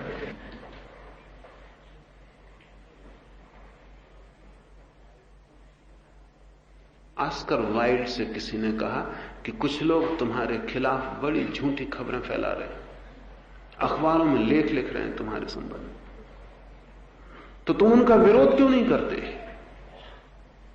ऑस्कर वाइल्ड ने कहा कि झूठी खबरों का क्या विरोध करूं, और डर लगता है कि कहीं वो मेरे संबंध में सच्ची बातें कहना शुरू न कर दें। झूठी ही फैला रहे हैं, कोई फिक्र नहीं। डर तो सत्य का है, क्योंकि सत्य से जितनी चोट पहुंचाई जा सकती उतनी किसी चीज से नहीं पहुंचाई जा सकती। और जब कोई आपके संबंध में कुछ झूठ कहता है तो आपको चोट नहीं पहुंचती, कोई सत्य का तब चोट पहुंचती। इसलिए परीक्षा यही है कि जब आपको चोट पहुंचे किसी की बात से तो ध्यान रखना कि उसके सत्य होने की संभावना है, और अगर चोट न पहुंचे तो फिक्र की कोई जरूरत ही नहीं, क्योंकि उसका मतलब वो झूठ है। कोई आदमी आपसे कहता है कि चोर हो, अगर आप चोर हो तो चोट पहुंचती, नहीं हो तो चोट नहीं पहुंचती। आप हंस सकते हो कि कैसा पागलपन कि आदमी सोचता है चोर, लेकिन अगर आप चोर हो तो आप उसकी गर्दन पर वहीं सवार हो जाओगे कि क्या कहा मैं और चोर, क्योंकि आप डरे हुए हो कि चोर तो मैं हूं, और अगर इसको जरा ही मौका दिया तो सत्य बाहर हुआ जाता है। आप पर चोट सदा सत्य से पहुंचती झूठी, इसलिए जिस चीज से चोट पहुंचे उसको आत्मनिरीक्षण बना लेना। तो कोई जरूरत नहीं कि आप मित्रों को जाके सत्य कह दें, क्योंकि वो सब टूट पड़ेंगे आपके ऊपर। वो तो आपको मित्र आपके झूठ की वजह से ही समझते थे, पर किसी को दुख देने का कोई कारण भी नहीं है। इसको तो आत्मनिरीक्षण ही बनाना है। अपने भीतर देखना शुरू करें, और भीतर जो द्वेष है, ईर्ष्या है, जलन है, घृणा है, उसे समझें क्योंकि वो क्यों है। वो इसलिए नहीं है कि मित्र सफल हो रहा है इसलिए द्वेष, वो इसलिए है कि आप किसी पंक्ति में प्रथम होना चाहते हैं और नहीं हो पा रहे। वो मित्र के कारण नहीं है, उसकी सफलता के कारण ही, अपनी महत्वाकांक्षा के कारण। महत्वाकांक्षा का ज्वर आपको पीड़ा दे रहा है। कोई मित्र पीड़ा नहीं दे रहा, कोई शत्रु पीड़ा नहीं दे रहा, दुनिया में कोई किसी को पीड़ा नहीं दे रहा, हम खुद ही अपने को पीड़ा दे रहे हैं। तो अपने द्वेष को समझें, ईर्ष्या को समझें, वो मित्र के कारण नहीं, उससे मित्र का कोई संबंध नहीं, इसलिए उससे कहने की कोई जरूरत भी नहीं। समझने की बात तो यह है कि मेरी महत्वाकांक्षा कि मैं प्रथम होना चाहता हूं, वही मेरी बीमारी है, उसके कारण सभी से द्वेष है। तो उस महत्वाकांक्षा को समझने की कोशिश करें कि क्या है, उसमें गहरे जाएं और देखें कि वो महत्वाकांक्षा पूरी होना असंभव है, वो कभी किसी की पूरी नहीं होती। तब जैसे हैं जो है उसे स्वीकार करें। जो व्यक्ति अपने को स्वीकार करता है उसका किसी से, और जब मैं खड़ा हूं यही मेरी जगह है, यही मेरा सिंहासन है, इससे अन्यथा मेरा कोई सिंहासन नहीं और मेरी कोई जगह नहीं, और दूसरे से मेरी कोई लड़ाई नहीं है, क्योंकि दूसरा दूसरा है और मैं हूं, और हम इतने भिन्न हैं कि कोई तुलना का भी कोई सवाल नहीं है। हर आदमी अनूठा है, तुलना व्यर्थ है, और दूसरे से संघर्ष की कोई जरूरत नहीं। जो मुझे आनंदपूर्ण है वो मैं कर रहा हूं, और जो दूसरे को आनंदपूर्ण है वो दूसरा कर रहा है। अगर आप अपने साथ राजी होने लगे तो सब द्वेष गिर जाएगा। द्वेष का मौलिक अर्थ है कि आप अपने साथ राजी नहीं हैं। स्त्रियां बहुत द्वेष करती हैं, पुरुषों से ज्यादा। झूठ भी बना मुश्किल है, स्त्रियों में मैत्री बनती ही नहीं। बस एक ही कारण बना रहता है गहरे में, क्योंकि कोई स्त्री अपने शरीर, अपने सौंदर्य से राजी नहीं। दूसरी स्त्री सदा ज्यादा सुंदर, ज्यादा प्रभावी, पुरुषों को ज्यादा आकर्षित करती, बांधती मालूम पड़ती। तो हर स्त्री दूसरी स्त्री को दुश्मन की तरह देखती। दूर की स्त्रियां तो अलग हैं। जब बेटी जवान होती तो मां बेटी को दुश्मन की तरह देखना शुरू कर देती। अभी एक इटालियन वृद्धा मेरे पास थी और उसकी लड़की भी मेरे पास थी। उसकी लड़की ने मुझसे कहा कि मेरी मां मुझे प्रेम करती है, लेकिन मैं उसके साथ नहीं रहना चाहती। कारण क्या है? तो उसने कहा कि कारण यह है कि घर में कोई भी आता है स्वभाव से पूछती, सब तेरे ऊपर ही ध्यान क्यों देते? घर में जो भी आता वो तेरे पे क्यों ध्यान देता? जैसे ही लड़की जवान होती, मां उसको घर से ढकेलने के लिए उत्सुक हो जाती। बहाने वो बहुत करती कि इसकी शादी करनी है, जल्दी शादी करनी है, ऐसा करना वैसा करना, लेकिन कारण ये होता है कि घर का बिंदु लड़की होने लगती है, मां नहीं रह जाती। ईर्ष्या गहन हो जाती। अगर कोई व्यक्ति अपने शरीर और अपने सौंदर्य से राजी है कि यही मैं हूं, परमात्मा ने मुझे ऐसा बनाया, तब फिर कोई संघर्ष नहीं है। लेकिन कोई राजी नहीं है, कोई भी राजी नहीं है। जो भी आपके पास है उसमें आपकी ये दौड़ है। समझें, भीतर ये दौड़ समझ के साथ गिरना शुरू हो जाती। पीड़ा से गुजरना होगा। सभी स्वर्ग नर्क के बाद है, और कोई सीधा स्वर्ग नहीं जाता। कोई छलांग संसार से सीधी स्वर्ग में नहीं है, कोई रास्ता ही नहीं है वहां जाने का। रास्ता नर्क से गुजर के जाता है, और नर्क को झेलने को जो राजी है, स्वर्ग का वो मालिक हो सकता है। और ये नर्क है भीतरी। आखिरी सवाल, एक मित्र ने पूछा है कि इन दिनों में आपने महत्वपूर्ण बातें कही हैं, व्यवहार में कोई फर्क नहीं पड़ता, ऐसा क्यों? क्या करना चाहिए? आप हंसते हैं क्योंकि ये प्रश्न आप सबका है।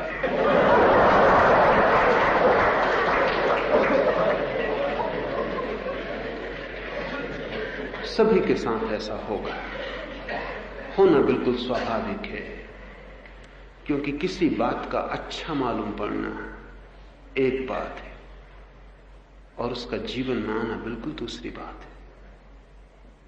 किसी बात का अच्छा मालूम पड़ना कई कारणों से हो सकता है। एक, वो तर्कयुक्त मालूम होती। 3, सुनते समय आप इतने लीन हो जाते हैं कि चाहे वो तर्कपूर्ण ना हो, चाहे आनंद की झलक देती मालूम ना होती हो, लेकिन एक घंटे भर सुनने में आप इतने लीन हो जाते हैं कि एक सुख का झरना आपके भीतर बहने लगता है। इस कारण वो जो भी कहा गया आप उससे संबंध जोड़ लेते हैं कि जो कहा गया वो जरूर ठीक होना चाहिए, क्योंकि मुझे घंटे भर सुख की झलक मिली, मैं सुखी था। लेकिन कमरे के बाहर, कक्ष के बाहर निकलते ही स्थिति बदल गई, बदलेगी। क्योंकि जो तर्कपूर्ण मालूम होता था, जीवन तर्क से नहीं चलता है, इतना काफी नहीं है जीवन में आने के लिए, क्योंकि जीवन बुद्धि से नहीं चलता, जीवन बुद्धि से ज्यादा बड़ा है। वहां हृदय भी है, वहां शरीर भी है, वहां छिपी हुई अंतर्निहित वासनाएं भी हैं। वहां सिर्फ सिर होता तो बात खत्म थी। अगर आप सिर्फ सिर की तरह आए होते, या आपका सिर ही आया होता यहां, तो आप बिल्कुल बदल के जाते। लेकिन सिर के अलावा और चीजें भी हैं। आपने सुना ब्रह्मचर्य की बात, बिल्कुल ठीक लगा कि सुखद है, लेकिन वो काम वासना का बिंदु भी आपके भीतर है, वो बलवान है। वो कुछ इतना आसान नहीं है कि आपकी खोपड़ी ने मान लिया तो आपकी जन्नेंद्रिय भी मान लेगी, इतना आसान नहीं। खोपड़ी की वो फिक्र ही नहीं करती। वो शक्ति खोपड़ी से नहीं मिलती, वो हार्मोन से मिलती है, खून से मिलती है, भोजन से मिलती है। उसका हजार दूसरे रास्ते, सिर से उसका कुछ लेना देना नहीं। सिर से आप जन्नेंद्रिय को संचालित नहीं कर सकते। जब आप चाहें कि जन्नेंद्रिय वासना से भर जाए, नहीं भरेगी, और जब आप नहीं चाहते तब आप अचानक पाएंगे कि वासनाग्रस्त है। इसलिए कपड़े आदमी को खोजने पड़े, क्योंकि चेहरे को तो आप झुटला सकते हैं, जन्नेंद्रिय को आप झुटला नहीं सकते। आप नग्न चले जा रहे हैं तो आप झुटला नहीं सकते, आपकी असलियत जाहिर हो जाएगी। आंखें आप झुटला सकते, में भी आंखें उसी तरफ लगी रहेंगे, लेकिन आप झुटला सकते हैं। उसके पास से गुजर के आप कह सकते हैं, माता जी नमस्कार। आप कुछ उपाय कर सकते हैं, लेकिन अगर आप नग्न खड़े हैं क्या होगा? जन्नेंद्रिय धोखा दे देगी, असलियत जाहिर कर देगी, आप कुछ भी ना कर पाएंगे। कपड़े की इजाद आदमी को करनी पड़ी, क्योंकि शरीर असली खबर दे सकता है, वो बुद्धि की सुनता नहीं। इसलिए एक बहुत अजीब घटना घटी है अमेरिका में, जहां नग्न क्लब स्थापित हो गए हैं। तो वहां एक अनूठी बात आई ख्याल में। नग्न क्लब स्थापित होने के पहले मनोवैज्ञानिक सोच बड़ी सरलता से नग्न हो जाती। पुरुष बहुत दिक्कत अनुभव करता है, क्योंकि पुरुष की जन्नेंद्रिय उसकी वासना को शीघ्रता से प्रकट करती है। स्त्री की जन्नेंद्रिय के प्रकट होने का कोई बाहर उपाय नहीं है। स्त्रियां सरलता से नग्न हो जाती, उनको ज्यादा झंझट नहीं होती, लेकिन पुरुष को बड़ी झंझट होती, क्योंकि उसे डर लगता है कि उसकी सारी प्रतिमा नष्ट हो सकती है एक क्षण में, और वो कुछ भी ना कर पाएगा। तो जब आप सुनते हैं तो सिर्फ सिर से सुनते हैं, लेकिन आप सिर से ज्यादा हैं। सिर कुछ भी नहीं है, उससे बहुत बड़ा हिस्सा आपके व्यक्तित्व का है। शरीर है, वासनाएं हैं, ऊर्जाएं हैं, जिनके अपने ढंग है काम करने के। तो आप सुन के चले गए, जब आप सुन रहे थे तब आप सिर्फ सिर थे। जैसे ही बस वचन शुरू हो गई, सब तिरोहित होने लगेगा। एक जब आप सुन रहे हैं तब बातों को सुन के लगता है, लाओसे को सुन के लगता है कि इससे आनंद मिल सकता है। आप दुखी हैं, आप जो भी कर रहे हैं वो गलत मालूम होता है, क्योंकि उससे आपको दुख मिला है। आप अगर ऐसा कुछ कर पाए तो आनंद की झलक प्रतीत होती है, भविष्य में कहीं आनंद मिल सकता है।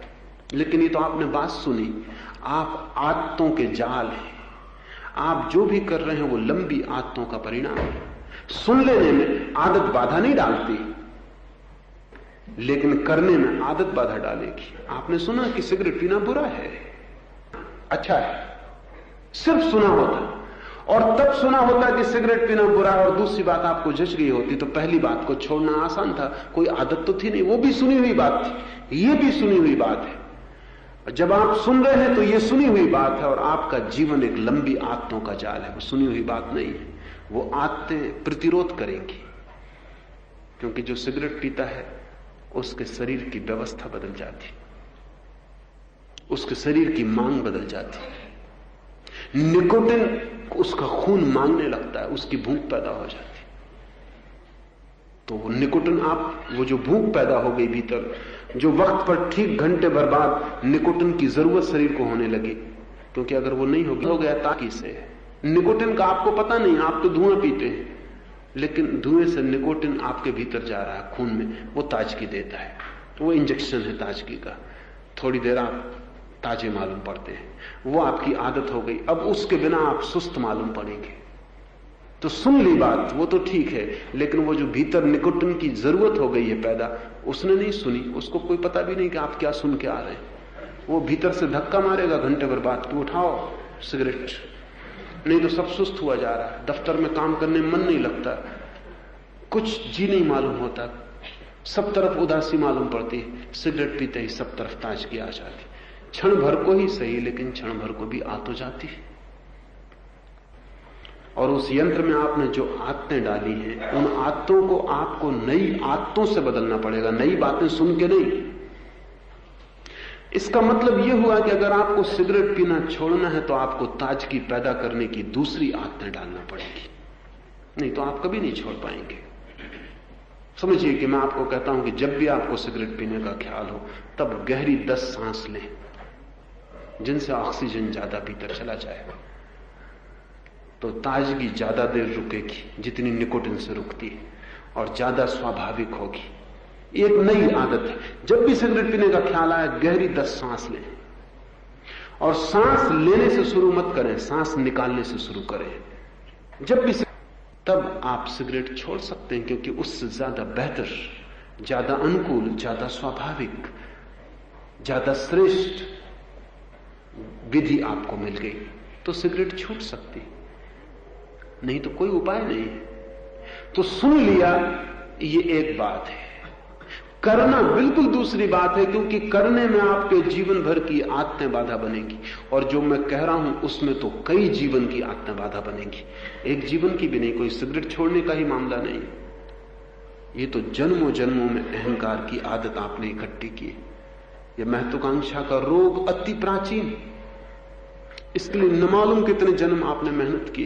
तो सिर्फ आप सुन के उससे मुक्त हो जाएंगे, फिर कुछ कर पड़ेगा, फिर कुछ साधना से गुजरना पड़ेगा। यहां जो भी मैं बोल रहा हूं वो तो सिर्फ आपके भीतर एक नया अंकुरण हो जाए बीज का, फिर उसको संभालना पड़ेगा, फिर उसके साथ चलना पड़ेगा, फिर उसे जीवन देना पड़ेगा। वो लंबी बात है। शायद जितने जन्मों में आपने गलत आदतें इकट्ठी की हैं, उतने ही जन्म लग जाएं उनको रूपांतरित करने में। आवश्यक नहीं है कि उतने ही जन्म लगे। अगर आप तीव्रता से, सघनता से श्रम करें तो जल्दी भी हो सकता है। लेकिन इस भरोसे आप मत रहना कि सुन के और आप मुक्त हो जाएंगे, फिर कहीं को चूक ना जाए, कहीं बीच से कोई शब्द छूट ना जाए, तो आप पूरे माइंडफुल, पूरे स्मरण पूर्वक मेरी तरफ होते हैं। उतनी देर आपके जो विचारों का जाल है, आपकी जो निरंतर के भीतर चलने वाले बादल हैं, वो सब ठहर जाते। 1 घंटे के लिए आप अपने बाहर आ जाते। आप मेरे साथ होते हैं 1 घंटे के लिए, अपने साथ नहीं होते। तो जो सुख की प्रतीति होती, हाल के बाहर निकल के फिर आप अपने साथ, फिर आपका सत्संग आपसे ही हो रहा है, उससे बाधा है, उससे बाधा है। इससे आप ये सीखें कि आप जितनी देर के लिए भी, जिस भांति भी झगड़े की वृत्ति खड़ी ना करें, सिर्फ ध्यानपूर्वक सुने। अगर आप ये कर पाए तो आप पाएंगे कि पत्नी की चर्चा में भी बड़ा रस आया। और जब आपकी बेटी और आपका बेटा आपके पास आ जाएं और कुछ आपको अनर्गल दिखाई पड़ने वाली बातें सुनाने लगे, तो उनको बाधा मत डालिए, उनकी बात भी उसी भाव से, उसी शांति से सुन लें। आप सुनने की कला सीख जाएं अगर यहां, तो उसे प्रयोग करें, और आखिर में आप अपने साथ भी सुनने की कला का प्रयोग कर सकते हैं।